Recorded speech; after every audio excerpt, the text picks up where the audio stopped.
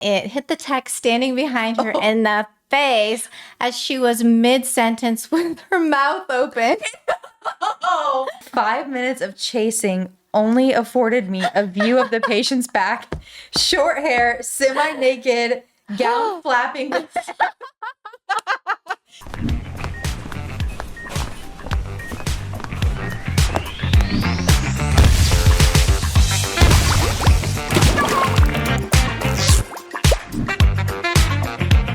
Hey guys, welcome back to the Nurse Talk podcast. My name is Mia.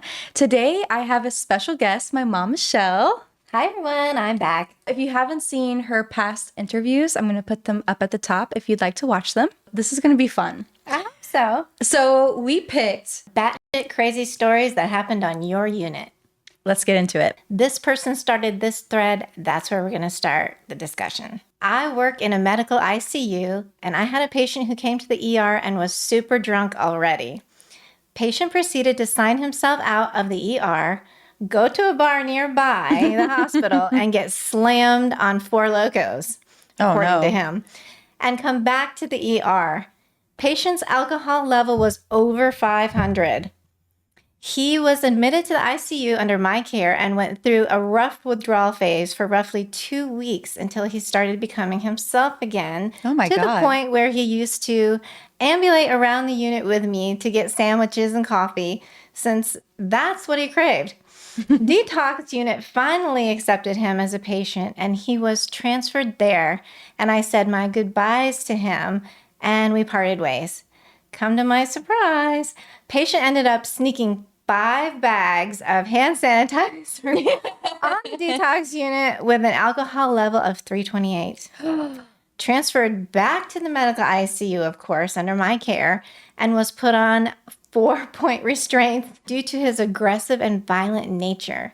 And now we're going through another terrible withdrawal phase. I've been a nurse for a little over a year now, but I gotta admit, it's going to take a while to beat this batshit crazy story. Can't wait to see what he has to say to me when I return to work tomorrow night. Now, I'm curious to know your interesting and batshit crazy stories and see if I'm a lone wolf. Can you imagine drinking hand sanitizer? No, it's disgusting. But anyway, yeah, I've never had anyone come in completely intoxicated, which is kind of good because I feel like people get aggressive, very aggressive when they're drunk. Especially on alcohol. If they came in and they got a little smoky, they could be your best patient ever, but not on alcohol. Someone commented and said, when I was a tech, I was with a 1-to-1 sitter with an active alcohol withdrawal waiting for an ICU bed. He was in 4-point leather restraints and so strong that he was moving the entire bed in a half circle with such force that it was engraving into the ground. Oh my God. Dude was easily 6'3", 300 pounds, and I remember thinking the whole time, if he gets loose, I am extremely f***ed. That is when you use your training that they taught you in school and don't let that patient get between you and the door. That would be scary as shit. I would be like, no. Honestly, I think I would refuse that assignment. If you were so strong that you were engraving the ground and moving the bed while being in 4-point restraints, that's how is he doing that? He's probably like thrusting bucking and stuff. No thanks. I would be. Yeah, I'll pass. I would be petrified. Yeah. All right, next story. A nurse got into a verbal argument with a psych patient. The patient got mad and picked up his full urinal and chucked it at her. She ducked, and it hit the tech standing behind her in the face as she was mid-sentence with her mouth open. When one of the crazy old ER nurses heard what happened, she chased the tech around with a pregnancy test and asked her to spit on it. She didn't find it funny. Got a homeless man in the emergency department one night. He had been out in the rain for days. He took his shoes off, and there were maggots all between his toes. Aww. We were cleaning them while a medical student was talking to him and doing her assessment. She screamed and we looked up.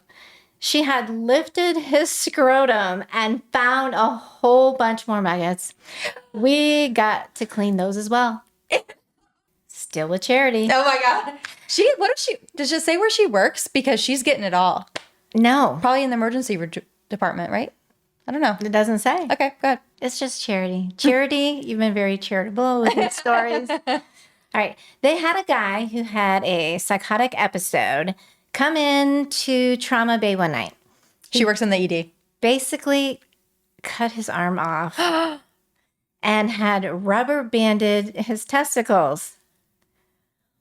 When he got into the trauma bay, his testicles were black and it apparently smelled terrible. Oh no. So he had to have been like that for days, I would think. Ugh. Why would someone do that to He themselves? came in psychosis. And isn't that what it said? He came in psychotic. I guess he had a psychotic episode. So there really is no Wow. figuring out why he did that. Oh my God. Can you imagine? No. I don't think I'm cut out for that kind of stuff. Like literally anything can walk through the door and there doesn't need to be no rhyme or reason.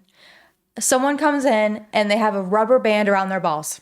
See, I What? I kind of find that stuff exciting and fascinating. I like the adrenaline. That's why I always liked LND because you never know what's going to show up. But wow, I have also at the same time a lot of empathy, more than I think generally people possess. So I don't know if I could sleep. I can. I'd have nightmares, I think. You're on a random day, you're just like, it's like 9:05 and and someone comes in and they're like, ah, and you do your assessment and you pull up the freaking gown and there's a black pair of balls. You're just like watching a TV show. If you think about it. Honestly, I have thought about like, wow, I think my nursing skills would be amazing after like a year or two in the ER because God, yes. I feel like I'm kind of like in a repetitive unit. So I feel like going there, but You'd see everything under the sun, apparently. I don't know if I would love it or if I would hate it. I think you would love it. Jerry Springer fan. I do think about sometimes relating what I enjoy watching.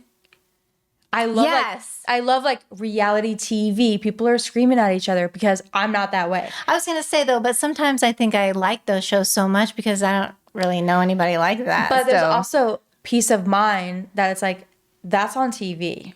And I can hit it off anytime I want and I get to walk away. But it's when I don't know how that would change if that's my patient and I have to deal with it. It's your and responsibility. 1, 2, 3, go. Wow. No thanks. I don't think I'd like it. I don't know. I can't tell. I think it'd be exciting. Okay, next one. Does Charity still have more? She has one more. Okay. Charity has one more story here.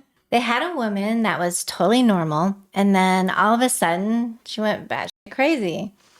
All the labs and the urinary drug screen were normal. Then we saw the head CT. Neurocysticercosis. I think I'm pronouncing that right, but probably just screwed it all up. Wait, we're going to look it up. We're going to look it up. It does say go ahead and Google that and you'll see why she went nuts. So we took Charity's advice and we are definitely going to Google it. Preventable parasitic infection of the brain and nervous system caused by the pork tapeworm larvae. Ew! Oh, okay. That's disgusting. Wow. Can you imagine tapeworm larvae are in your brain?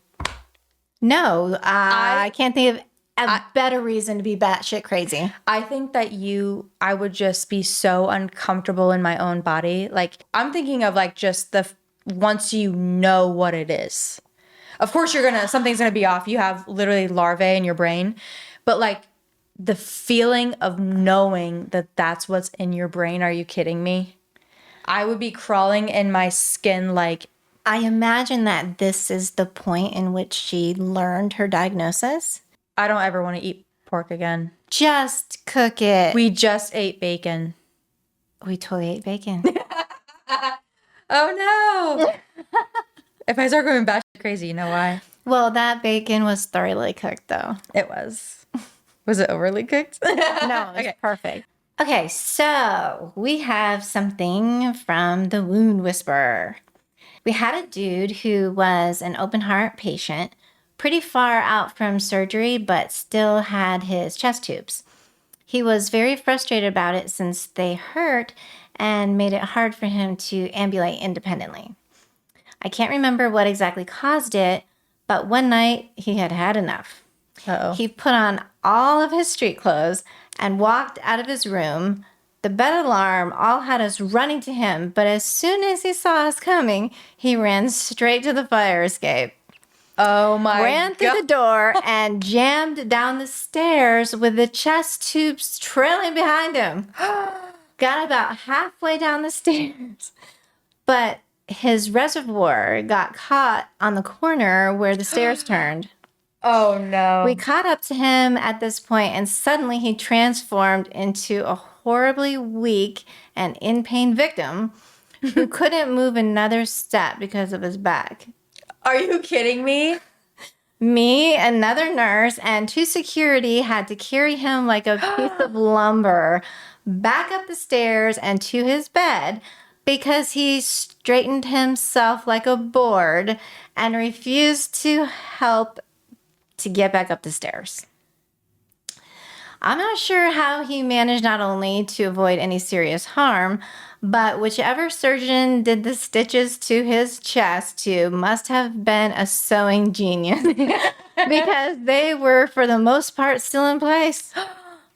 When asked why he tried to bail, he said that he was tired of the views in his room and on the unit and wanted some fresh air. This was someone who was completely oriented and appropriate up until this point. Ironically, I am pretty sure he was getting prepped to be sent home in the next couple of days once those chest tubes were out. Oh my God. Good Lord, dude. You couldn't have waited a couple of days. Oh, poor guy. He's probably just sitting there going stir freaking crazy. He was going back crazy stuck. But how dare you Turn into a piece of meat. Carry me. I can't go another step. Do not make other people throw out their backs, their neck. I'm so adamant about this. I don't have any regard for that. You all went of a sudden psycho. you needed some fresh air. You owe everyone an apology. That absolutely. Yeah. You Say you're sorry, 4-year-old. dude. That was not right. That's like something a toddler would do. Exactly. Just run And stairs. then just go limp or straight as a board I'm after. not moving. Oh my God, may I never go batshit crazy. I'm terrified to be like the old, 80, 90-year-old that's like, you know, to my Oh, to I people. absolutely think I probably will be that person. But I did do a little batshit craziness when I was in the hospital myself this one time. You want to share the story? I don't know. So I was admitted into the hospital, and I ended up being there for 12 days at this point because I was seriously sick. And I don't know what was wrong with me at the time, but I was feeling obviously very depressed and super ill. And I needed medication badly. And I was in excruciating pain, and everyone was so busy, and I was already a nurse. So I understood all this, and I ended up getting out of bed and then climbing behind my food tray and then just sitting on the floor. And my nurse came in, she's like, "What are you doing?" I'm like, "I'm not really sure."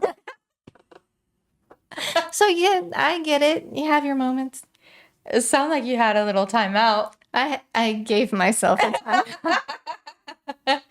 It was ridiculous. Honestly, though, that's so much better than you like running out of the room and doing something chaotic. Like I was pouting. I didn't cause anybody any harm.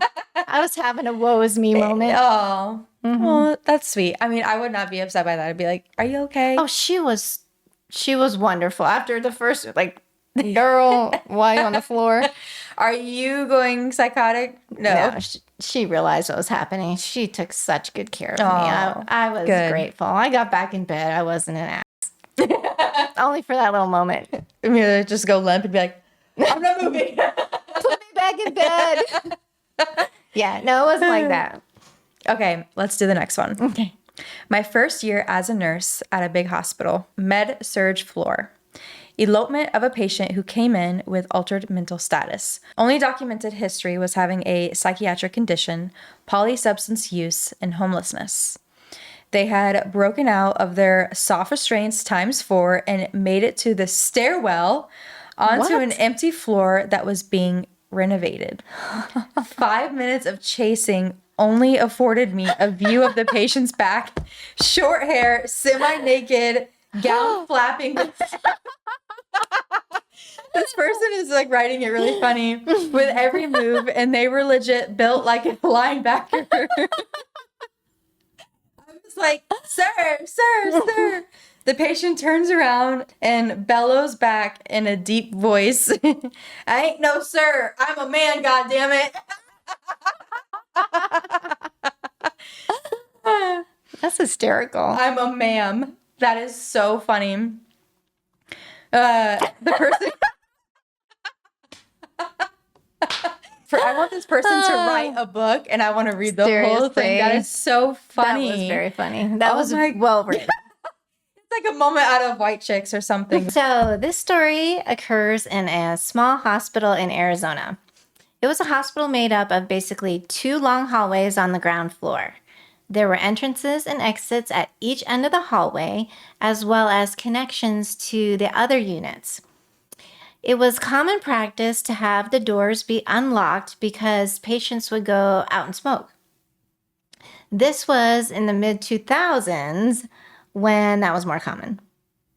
At the end of one hallway near an exit, we had a room that we only used for patient procedures and staff meetings. It had a bathroom like other patient rooms, but was not used for patient care generally.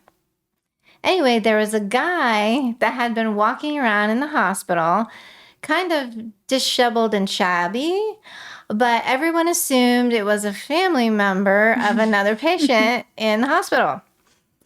It was at least a week of noticing him before anyone started to question things. I wasn't there when this happened, but apparently someone eventually saw him going into the unused room and decided to check it out. When the man was fully living there, brought all of his stuff inside like it was a hotel. I think they started locking the doors after that. Oh my God, can you imagine literally? He was a squatter. That's so smart though. It is. Because there's so many patients, like you don't... He's a hospital squatter. You do what you gotta do, man. He found a resource. It probably had a bed. If not, it had a bathroom. It said it was like a regular patient room and a bathroom. He was living the life for a week. He probably got patient trays and everything. Oh my God. So he probably walked around and was like, "Hey, you got some apple juice?" You know when dietaries going around and they always have extra trays, so. Oh, 100%. Oh my God. That's amazing. Good for him. Okay, next story. Call light went off in one of my patients' rooms. Pleasant, elderly chap with bilateral chest drains. He usually just chilled in bed or sitting in the chair, but he called us whenever he needed to get up as he couldn't manage both drains by himself. Imagine my surprise when I answered the call bell to find my dude just chilling in bed with some random guy straddling his chest and ferociously jerking off in the direction of his face. Wait, hold on. Oh my God. Okay, luckily my chest drain chap was a trooper. He shrugged it off, rolled his eyes, and said he'd seen some things in the army and not much bothered him anymore. So this was a random... like his boyfriend or something. That's what I was thinking. Or maybe he called in a service. I don't know. But wow. Oh my God, this is horrible. All he did was hit the call light. That's funny as hell. Someone commented, who's this random guy? Like a dude just wandered into his room and started doing that? Or was this someone he knew? And someone commented, yeah, we need some more details. Yeah, the random guy was also a patient. He'd crept right down the unit and just sneaked in there. Oh my God, to do that seems kind of mean, actually. What did I do to you, dude? The way that I would demand that patient be restrained. Oh, or kicked out, or lock my door. Even as the nurse, I would feel so Violated. Violated, like not even violated. I would feel so uncertain that I wouldn't be violated. I would be like, this patient needs to be kicked off the unit and go to psych. That's because wild. What do you mean you just snuck into another patient's room and just start jerking off in his face? But not just that, like climbed aboard. This innocent guy with his freaking chest tubes he's just hanging out. Poor dude. He just is like, oh God, this is weird. Let me hit my call light. My dude, you were so calm. Mad respect. Makes you wonder what goes on in the army. Oh my God, that's so true because he's like, oh, I was in the army, no big deal. I've seen a few things. May the army never find me because I don't want any part of that. Now we're going to hear from Gabrielle. I became a CNA in March of 2020, and because of that, I'm fairly sure my healthcare career is cursed. One of my first one-on-one patients I sat with had bilateral amputation of both knees and prosthetics. He was coming off a ton of drugs, and thankfully, when I got him, was past the exorcist, arcing and screaming, now onto the moaning and fidgeting. He was constantly messing with his stumps, telling me they itched, which I believed for a bit. Eventually, I spied him trying to wriggle a plastic baggie from the socket. Security searched the leg and found a smorgasbord of random pills and powders stashed in the prosthetic leg. The kicker was, they only searched the left leg where I'd seen the baggie. The right leg was made by another manufacturer and was considerably different. Security said it didn't look possible to hide anything in it. Wow. Long story short, it was very possible. That's how I had an open bag of unknown powder thrown in my face. They sent me to wash my face out and get checked. Turned out it was just gabapentin. And while they waited for the next one-on-one to arrive, the guy took a ton of Valium, stopped breathing, and got shipped back to ICU. People have such interesting stories to tell. He was hiding. That's such a, honestly, smart. Hiding in his, oh my, prosthetics, just hiding random drugs. Think about it. Like, are you going to say, honestly, no, take your legs off? No. Hell no. All right. I worked in a pediatric hospital, ED. 2 kids, probably about 15 and 16, came in tripping balls. The parents of the kids who found them had no idea what was going on and were terrified that they had gotten some sort of environmental poisoning or something. Oh, I'm sure they wish that. One kid was wearing one shoe. I asked him where his other shoe was, and he started ransacking the room looking for it. They were picking stuff out of the air, meeting Jesus and Satan at the same time, and talking to leprechauns. Wow. To get a urine sample, it took 4 male nurses to hold them while I sat on their legs and cathed them. Oh my God. Turns out that they had read about how Jimson weed was a hallucinogenic. What is that? Okay, Google. We're old, we don't know, I guess. I've never heard of it before. Jimson. I don't want my Google history to be. Also called devil's trumpet. It's a poisonous flowering plant. And what do you do with it? I don't know. Maybe not educate the public on what to do with it. Grows in landscape beds or open and undisturbed areas. If left alone, it has potential to be the tallest unwanted plant. Cool. The dangers of Jimson weed and its abuse by teenagers. I have never heard of this before. I thought it was an actual, like, it was marijuana. Yeah, that's what I was thinking. But marijuana doesn't make you visit Satan, God, and leprechauns all at the same time. So this isn't actually weed. It's actually just a separate plant. Weed. That it's like a literal weed. Yes. Okay. They went to a nearby garden center and pocketed some blooms, then went home and brewed a tea. I know I should feel bad for laughing about it at the nurse's station, but we snickered about those stupid kids for days. Oh my God. Someone commented, that sounds like it was super easy to stay sterile. Can you imagine? If 4 people are holding him down, he's probably going with his pelvis. It's hard enough to catch people sometimes as it is. Okay, so we're coming down to our last story of this episode. Batshit crazy things that happen on your unit. This is my go-to story when people ask the craziest thing that I've seen. It's funny and not traumatizing. I work in the emergency department in a city, in a level 2 hospital with 30 or so beds with a trauma 1 center 2 minutes down the road. Also in City A. Our trauma code room is technically 2 rooms with a curtain between room 1 and 2.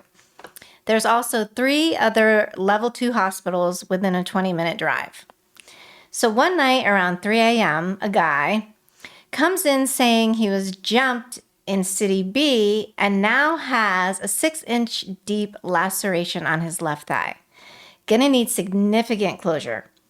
Cool. He's put in room 1.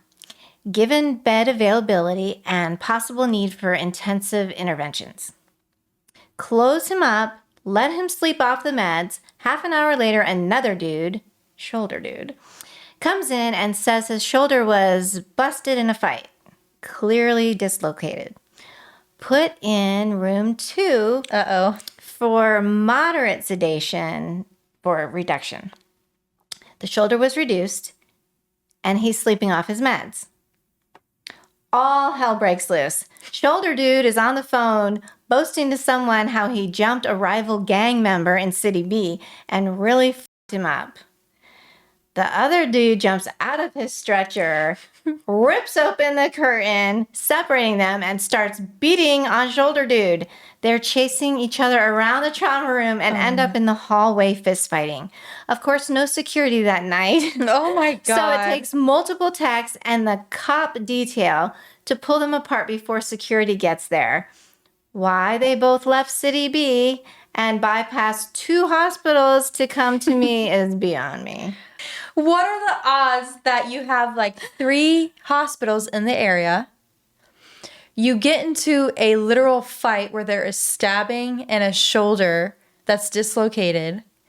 You go to one of 3 options. You get placed in the same room as the person you just got into a fight with.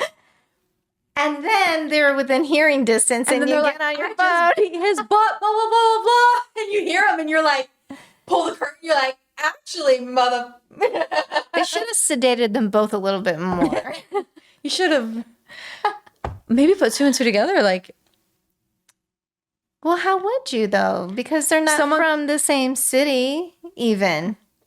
Someone comes in and is like, I just got in a gang fight. What are the odds? I don't know, but that I don't think there's any foresight there. Can you imagine 2 big dudes are just fist fighting? Who broke that up? Because there was no security. Techs and nurses. I'm sorry. I'd let them beat each other up. I know. Go have at it. We'll patch you up when you're done. I am not jumping in between 2 grown men. No way. No way. No, thank you. All right, guys, that's it for this episode. Thank you so much for watching. And I hope you guys had as much fun hearing these stories as I did. It was a lot of fun. Don't forget to like and subscribe. Bye, guys.